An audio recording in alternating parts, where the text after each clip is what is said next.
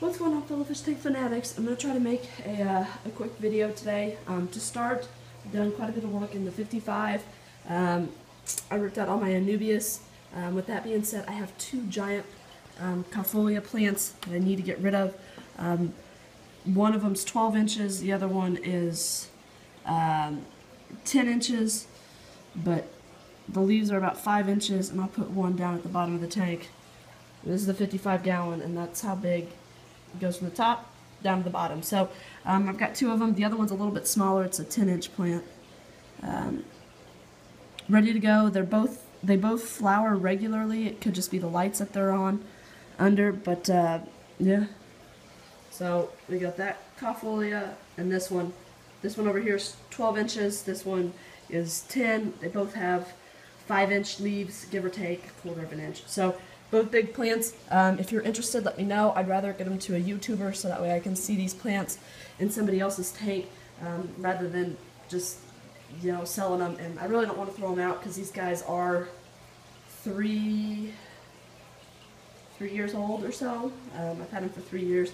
So yeah, if you're interested, let me know. I also have a ton of dwarf sage and jungle val. Basically, I'm trying to clean this tank out. I've got to find room for tanks that I'm tearing down to redo for plants and things, and right now I don't have enough room. So that's what's going on. Plus, I have a new project I'm working on. Alright, but here's something cool. If you can see all these little balls in here, those are all baby dwarf lilies. That's pretty cool. I didn't ever have a lily over here, so to have all these baby lilies that are blooming, might I add. They're not blooming, but they're coming out of their dormant stage. There's new growth.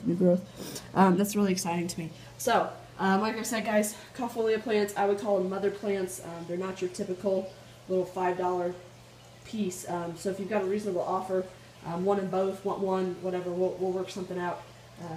But yeah, got that. I've got a ton of Pogo Stamon. This is just some of it. I've got, well, I guess I can do updates too. Other than the Pogo Stamon, dwarf sage, jungle val, and Caufolia, I think that's about it. Now I've got anything in here if you all want any of that too. But here's what I've got going on. I did water changes on these tanks last night. I was actually able to get something done. Today I went in, I pulled out a few of the cryptocorn parva because I'm going to plant a few more parva like through this area. Parva is one of my favorite plants. I've had these parva, this parva for forever, and you can just see the colors. I don't know if this is necessarily colors because it's under the Fudre Planted Plus or not, but great colors. Now, here's the thing. I hacked these down a month ago, literally a month ago, and put them in this tank. Now, these were all just one plants. Look at that. Right? There, you see that? That, in the center of the screen, that is a side shoot for a new parva. These are extremely slow-growing plants, but the fact is that in under a month, we have propagation under the Phoenix Fudre Planted Plus. That is incredible. And for the fact that I have not been dosing regularly. I dose maybe, if I'm lucky, once a week. So that is awesome. I'm really stoked to see that. Of course, that's one of the plants I pulled out to put down here. We'll see how it does down here when the light's a little bit further up off the substrate. But either way, I'm super stoked about that. And I'll be completely honest with you, when I first got these Phoenix Fudre Planted Plus lights, I hated them. All my plants were bleached out. They're finally starting to get some color back on them now. To be honest, it was too much for them at first. I had the lights too close. My fault, whatever. I have noticed that all the plants are growing way more compact than they were under the T5s. Like all of these cryptocorns back here used to all be really tall. All the stuff coming in now, the new growth is all really compact. Not too fond of that, but this is my own fault. I'll have to probably pull those out and put some other slow-growing plant in there. But yeah, that's what's going on. So here's a ton more Pogo Stamon Hellfry too. Yeah, probably 24 inches. And these are huge crowns. I mean, this is 6 inches and we're talking those are probably 4 inches back there. But those are those 2 tanks. This tank, I've got a ton of stuff. If you're interested in any of it, let me know. We'll work other stuff out. But look at that Florida Sunset Crypt. Wonderful colors. Don't mind the snail eggs. I actually did clean the tank last night, and obviously I didn't clean it well enough. But yeah, that's what I've got going on as far as plants are concerned. This tank, husband cleaned it last night. Shortly after, we started getting some spawning action. Dug a giant hole. I mean, this is a pretty good sized hole right there.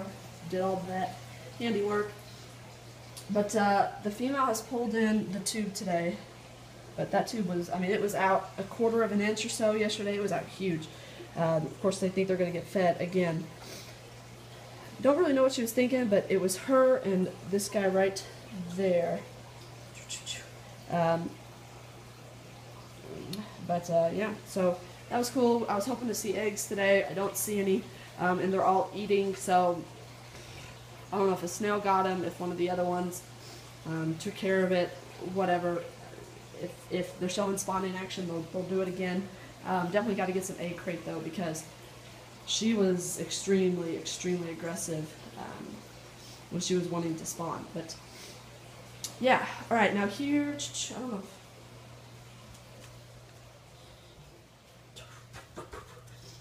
Hold on. Little man's asleep, and I'm super excited. Redid this tank. Still waiting on a few more things. The controller for my undergravel heater should be here tomorrow or the next day, so I'll be able to get the old style heater out. I need to get some moss of some sort to put on this driftwood. I really kind of want some like Physidins, I don't know how you pronounce it, but I think that would look really cool on that driftwood and not go too crazy. I don't want to be in here doing trimmings all the time, but this tank looks awesome compared to what it did, and to be honest, it's all stuff I already had. The only thing that I replaced was the substrate and the lid, which the lid obviously needs a little bit more work because it's acrylic and I didn't get thick enough and it's bowing real bad. But yeah, I've got the heater controller should be in, and then I need to order a new light. I want to change my compact fluorescent out for an LED, just because I prefer to go all LEDs on all my tanks. I don't have any plans to do anything else other than LEDs. But yeah, there's that tank. Now, when I redid that tank, I moved all of my cherry shrimp, and I put them all in this box. Problem is, I didn't put anything around this box, so look at how fast all these babies are growing that escaped the box. And I counted a ton. But look at that thing, look at the color on that already. I mean, that is incredible. I'm really, really excited about that. But then the issue comes of I've got to try to remove all of the snowballs before I start getting interbred shrimp. More than likely I won't be able to, so when these cherries, when I start seeing them like this, I will actually have to remove them, put them into a separate holding tank, or back in here. Hopefully they won't escape anymore. But yeah, that's what I'm going to have to do. Unfortunate that it had to happen that way, but whatever.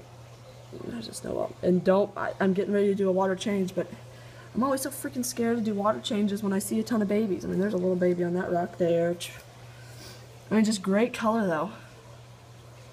Fantastic color already, and that's really, really exciting. I was kind of worried that my shrimp weren't doing well, and then, I mean, I'm seeing them everywhere right now, which is pretty incredible when it's been this rough lately with the shrimp. I mean, I'm seeing sheddings. So, needless to say, if you are going to do a shrimp tank, do not take after me and put fish in there. Do a shrimp-only tank. They do significantly better. You see them more. They're happier, very, very happy to be in a shrimp-only tank, which is what the plans are. But we'll get into that in a minute. So, needless to say, plants, guys, if you're interested in any plants, let me know, especially those Anubias plants. I need to get rid of them. I need to get rid of them sometime this week. If you're interested in anything else, you know, we can figure out prices. I'm not trying to get rich on anything. I literally am just trying to make some room for a new project and to be able to fund a new project that I have going on. But yeah, so like I said, if y'all are interested in anything, just let me know. I don't really know. I think YouTube has a messaging system, but if not, just let me know in the comments and we'll figure something out. But that's all I got. Hopefully you all have a great day. I know I'm having a great day because little boy's asleep and he's been in a pretty darn good mood today. And he hasn't been near as needy as he was the last 2 days. So maybe this growth spurt, whatever he was going through, is past. And it makes for a happy mom. But either way, guys, make it fishtastic.